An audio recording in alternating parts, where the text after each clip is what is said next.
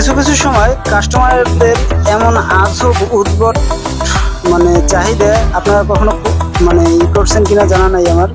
এই কাস্টমারটা আমাদের কাছে আসছিল একটা পাওয়ার বাটনের সুইচ চেঞ্জ করার জন্য, কিন্তু কাস্টমার এমনভাবে তাকাই আছে মনে হয় যেন তার মোবাইল থেকে কলিজা কাইরে নিতে আছে। এটা বলার ভাষা নাই, যদি আপনাদেরকে ভিডিওর মাধ্যমে দেখাইতাম তো ওইভাবে দেখানো তো সম্ভব না।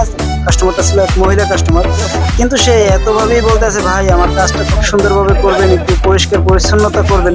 মনে হয় যেন তার বাসার মেঝে পরিষ্কার ক্লিনিং করতে আছে, এইটাই মনে হইতে আছে। এমনভাবে বলতে আছে, জানি না তার কিভাবে প্রয়োজন। তো অবশ্য কাজগুলো তারে দেখাইলাম যে দেখেন আপা, আপনার কাজটা এভাবেই আমরা করি, সবার কাজই এভাবেই করার চেষ্টা করি। তো আপনারা এর থেকে আর কত পরিষ্কার পরিচ্ছন্নতা চান আমার জানা নেই। তো আর বিশেষ করে একটা কাজ করার ক্ষেত্রে আমরা সবসময়ের জন্যই চেষ্টা করি কাস্টমারের কাজটা যাতে খুব সুন্দরভাবে করে দিতে পারি।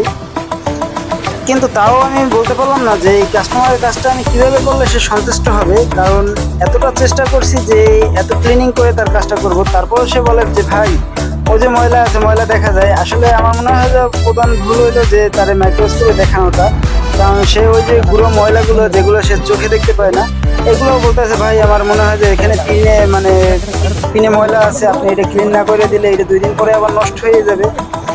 তো তারে যখন আমি খালি চোখে দেখাইলাম যে আপা এখন দেখেন তো এই ময়লাগুলো দেখতে পারেন কিনা, কিন্তু আসলে তখন সে হাসতে আছে।